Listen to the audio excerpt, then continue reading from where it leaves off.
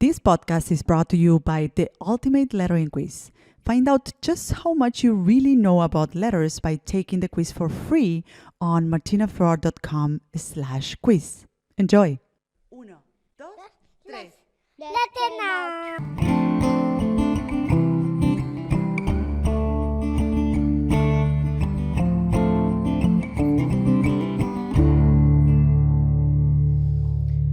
Welcome everybody to Letter Now, a podcast where we nurture the creatives, illustrators, designers, and makers of tomorrow today. My name is Martina Flor. I'm a lettering artist, author, educator, and the host of this show. And today we will be making a review of the golden moments of the first season of the podcast. During this first season, I've had several guests on the show, most of them artists and illustrators, and together we answer your questions. Yes, we answered the questions of our listeners, and we covered different topics that are relevant for the life of a creative person. We touched on inspiration and motivation. We spoke about innate talent and learning. We discussed community and competition. We touched on topics related to freelancing like money mindset and income streams and personal branding. And I personally feel that I had tons of takeaways, and this is what we will be doing today to go through the golden moments of this season of the podcast. And I want to ask you to stay until the end because I will be sharing with you some exciting announcements that have to do with the second season of the podcast, which is coming soon.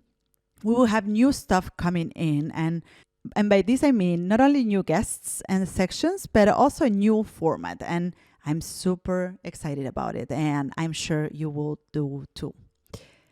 So without further ado, we will dive into the highlights of the first season of the podcast. We will start with a recurring topic on the first season that was how to create personal work. We had a lot of questions coming around this topic, and through discussing with my guests, it is something that occupies or seems to occupy their mind as well, or it did for a long time as they were studying.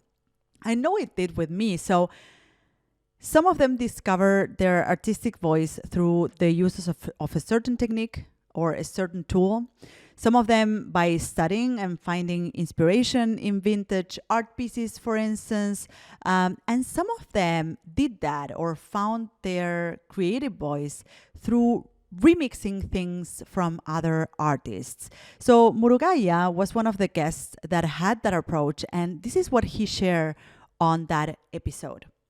The style changed, the work changing, to be more unique.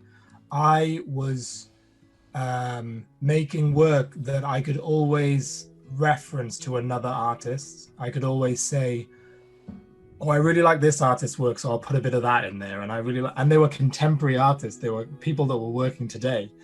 And I got some feedback from a few people that said, and when they saw the work, they would say, that reminds me of this person.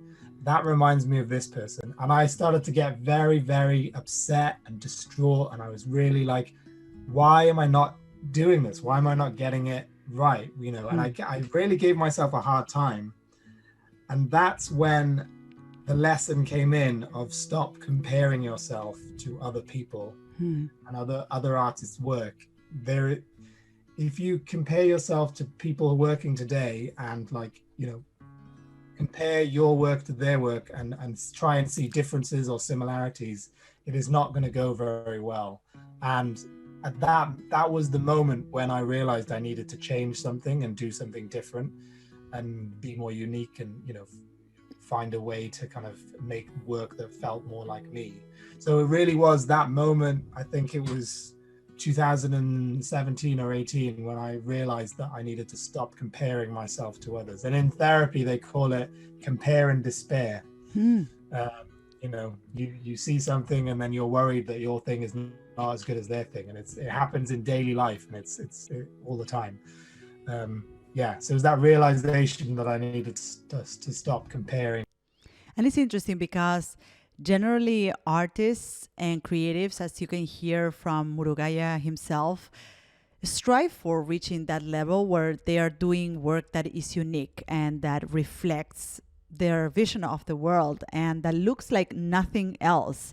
And once they find it, once they find that, and clients recognize them by for that, and also peers recognize them for that, and they come asking for their unique style. So clients start approaching them because of their unique style. This is where I have found out throughout this podcast that some of us start resenting that, start resenting their own style because clients come asking for the same thing over and over, and we feel that we have no creative freedom and so on. And this is where personal projects come into place. And lettering artist Ricardo Gonzalez, also known as It's a Living, shared an interesting approach around personal projects throughout the podcast. I actually really love the fact, like those three questions and the order. So I think for everyone, still for me to this day, why do I want to do a personal project? I think at the beginning for me was more about building a portfolio, like, because at some point I heard you get hired what you show in your portfolio. So if you start putting websites, you're going to get hired to do websites and illustration. If you want to do lettering, you should put lettering, you should do calligraphy. And like, doesn't matter if it's not for a client. Like, ultimately commercial work, especially for me, is like the end. Like, the main thing is to create something, and then that's how I started actually from in college. Like, my graphic design portfolio was all personal projects, and I made them, I presented them I tried the best to make them look professional, and well documented and all that. And throughout the years, I keep trying to do the same thing. It still works to this day. It's not like I have it all figured out, but now compared to the beginning where you want to build a portfolio, now when you do have a portfolio, what do you do? Because it's so easy to get caught into the cycle of doing the same thing. Mm-hmm. Clients already know you for what you do. And then you just kind of like get bored, maybe like, you have a little bit of hunger of like grow and experiment, do something else. And it's interesting how Ricardo speaks about the idea of, okay, once you reach a level where you have your own portfolio and clients come because of that, how that can turn into a boring job. And he is using his personal projects to keep on feeding his portfolio, but also his own creativity. And I remember that during the podcast with Murugaya, who you listened to before, he said something really interesting, and also he spoke about personal projects, but he said something that I will remember, which is like, one for them, one for you. So he would, in his workflow as a creative, he would always try to create something for clients, for commissions, and something for himself. So remember that, one for them and one for you. So I want to move on to the next topic that was also something that was recurrent during the first season of the podcast. And I discovered that burnout is really common among creatives. And this is due to the fact that because we love what we do, we tend not to put boundaries on, working times and how much we put into a project. So the moment we turn our craft into a job, it is essential to set up some boundaries for yourself and start treating your craft as a real job. This is what Scott Biersack said during one of the episodes around burnout and developing a skill.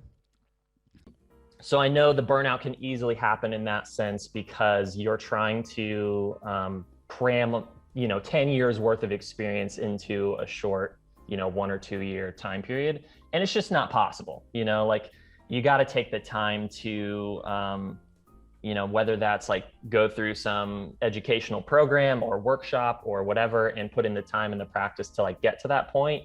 You can obviously get to that point quicker than others if you're very gifted in the matter, of course, but not everyone is gifted. It takes the time and dedication to get to that point. So to avoid burnout, my like sort of my personal advice and experiences have been to, of course, take a step away from the work. Like creatives as a whole need that like sort of solitude and alone time to sort of like recharge our batteries in a way. Because otherwise, yeah, you're going to hit that point where you're like feeling frustrated or depressed or, just kind of having a difficult time, expressing certain ideas or whatever that situation may be. It varies depending on the person. So for me, like what I would personally do is go for a bike ride or a run or do some meditation or journaling, a lot of self-reflecting stuff, because that's kind of what creatives are. We're kind of in that world to begin with. But everyone's sort of like idea of, relaxation is, or, some way for you to sort of disconnect from everything. It's going to be completely different. So like my idea of that in avoiding burnout is completely different from somebody else's idea of avoiding burnout. So don't like take this with a grain of salt. Like this is not like the tried and true way, but you do need that time to sort of rest and recharge. And I know it's like super fun and enjoyable to like do what you love, but you still need that like recharge time. And I really like what Scott said during that episode, because I think it's also a reminder of how time is important. Not only the time that you take for yourself and for your health, but also that you are aware that developing a skill and a business, if you are running a creative business, requires time. I know that social media exacerbate this idea that you have to be producing all the time, and because you just see others and what they are creating and you feel you're so behind, right? And I work with many creatives in my business. I coach many creatives, and I see this also as a pattern, the idea that they need to do it now. They are behind in their journey as creatives, right? So I think Scott's reminder of, hey, you need to give it time. You need to put in those 10,000 hours. It won't happen overnight. And it's just fine to allow yourself some time. Everyone is at different stages of their career and their path as creatives. And I think Scott's reminder of like, hey, give it time. It will happen. But you need to allow that time for yourself and for your craft to develop. And I think this makes a good segue into the topic of social media when we are speaking about the idea of, or the perception that, you're behind when you in your creative work, and when you see others through social media, you feel that, you should be doing some work, whereas others are producing all the time. And of course, that during the podcast episodes, we touch on social media, which is a topic that occupies the mind of many of us creatives and many of us people, actually. So many struggle with getting more followers and likes, or wonder if they should be on Twitter and Facebook and Instagram and TikTok and every new social media platform that is out there. And we don't stop to ask ourselves if that really matters at all. And to speak about this, I had the chance to have Dot Lang, a social media strategist, and I think that the best bits of advice she gave was go deep, not wide. And she was encouraging us to use those social media accounts that have, or social media platforms that have the most impact for our work and makes the more sense to us, and that we feel connected to. And if that's Instagram, she said, go deep with Instagram and don't spread yourself thin across a lot of different platforms.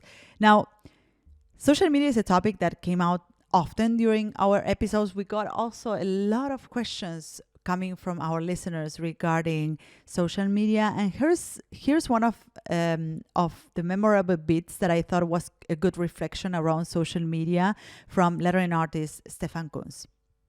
The thing that social media did really well is like it brought up really a lot of great stuff, like beautiful content, wonderful creation. Like it pushed us like to do more and to even get better.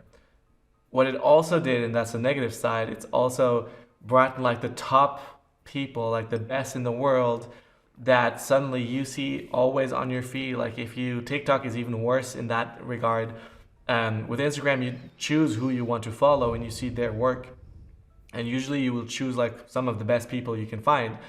But on TikTok, you will get like promoted the best pieces that people create, like the funniest, the most interesting, most captivating art pieces. And so you're just seeing like the cream, like the top, like the sugar coating of everything. And so you're high on that sugar, you're high on just that feeling. And when you stop, you're left with like, I don't know how to do that. I don't know how to create that. And you can always see that as a motivator to see yourself push, but often enough, it's a bad motivation to do that in the first place. Like it's an extrinsic motivation, so it comes from externally. Or you can use it to boost yourself up. Like it's like yourself, you're like, oh, right, like I love what they did. And I kind of like you look at it from the perspective of like, how can I learn from that instead of just how can I be like that? And taking like other sides. But it's really true that one of the things, especially when you're in a slump, social media is a terrible like what would be like it's adding like salt to the wound. Exacerbates it, right? Yeah. Yeah. Like it just makes everything worse because you're just seeing like everybody else succeed and you're already having self-pity with yourself because you're like, oh, like I wish I was that way or I could do this and I wish I would be creative right now. And so it just makes you like feel worse about yourself. So Stefan has over 500,000 followers on Instagram, and it was so refreshing to hear this coming from him because I feel that it puts the things a little bit in perspective, and he also took a little bit of weight down the shoulders of our listeners who may be struggling with social media too. And I'm personally very critical of social media, and I think if you listen to many of our podcast episode, you might have realized this, even though it really did play a big role in my career as an artist. But I see creatives increasingly focus on social media and obsess around social media as a means of getting validation on their work, and also as the channel to find a lot of their opportunities in life and in business, right? And I believe that this is where we need to rethink or choose the places where we seek for those things, and especially when it comes to validation, right? And I want to share with you a snippet of the conversation with Nim Ben Reuven, who is a creative director and lettering artist based in New York. And this was one of my favorite podcast episodes ever.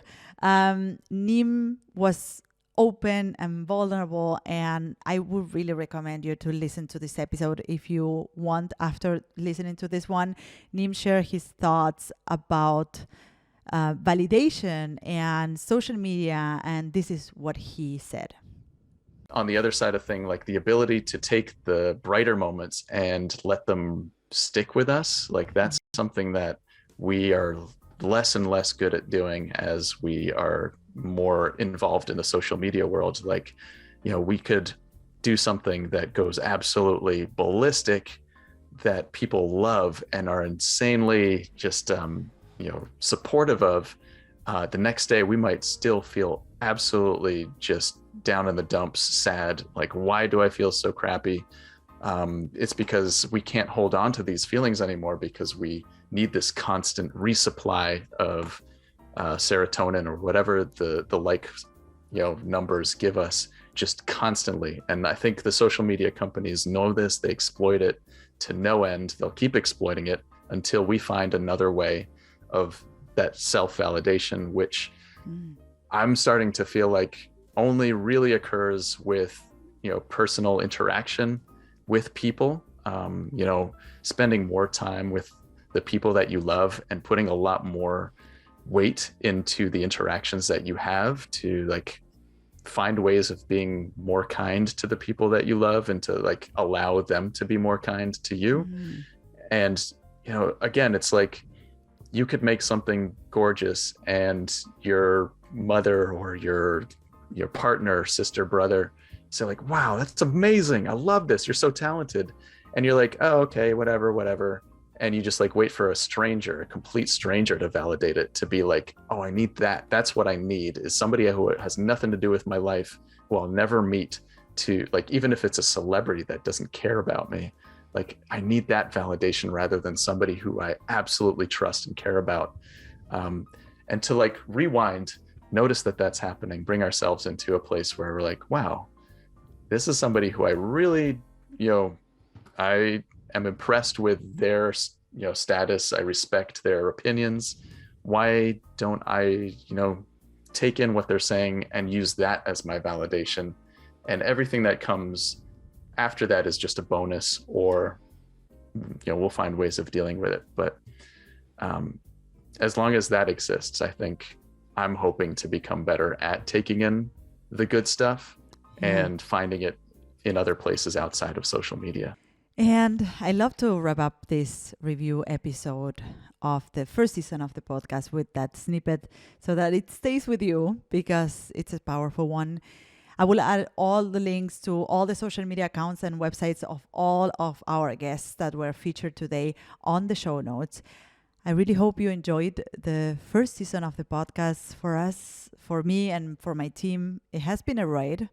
We learned so much from this experience, and this is why we want to create a season 2, because we believe that we can use all that what we have learned in this first season, and we can take the next step and make this podcast even more amazing. So the first announcement I wanted to make is that the second season of the podcast will be opening its doors to creatives in the general sense. So we will have guests ranging from lettering artists to illustrators to designers to type designers. So we will really open the game to other disciplines within creativity. So during the first season, we mostly invited lettering artists and type designers, who also happen to be my friends, most of them. But we want to welcome other creatives and know about their stories. So episodes will be slightly different. We will go deep into the stories of high-performing creatives and try to figure out how they do it and how did they get there. And I hope that these insights will help you figure out your own creative path. Up until now, the episodes were triggered by the questions submitted by you and other listeners, which I am really thankful for and grateful for. These questions were really the gasoline for our first season of the podcast. And in the second season, I want to slow down. And yes, of course, we will answer your questions, but also hear the stories that our guests have to share and go deep into them. And this leads to the second announcement, that is that the podcast will be changing names. So no worries, you will still be able to find us, but we want to bring or to put a new name that sort of reflects the content of the podcast. So watch us while we figure out how to call the podcast next. In the next episode, we will be doing the second part of this review of the first season of the podcast. So if you think that this review episode was short in women, no worries. I especially pay attention to having an inclusive quota of guests in the podcast. Well, especially when it comes to ladies, I try to bring many ladies to my podcast. So you will get to see the best bits of some of the best episodes of our first season of the podcast. So this is it. Thank you so much for listening today. You can find me, the host of the show, on social networks at Martina Flor on Instagram, Twitter, and Facebook. If you have a question or comments, go to martinaflor.com/podcasts, where you can see previous episodes, find show notes, and send voice memos with your comments and questions. You can also watch these episodes on YouTube. Just go to martinaflor.com/YouTube to find them. You can, of course, listen to all our episodes on your favorite podcast platform. If you love this episode, subscribe to this podcast. And if you leave us a review, it will help others find us. Thank you all for listening and see you on the next episode of Let Her Now. Bye-bye.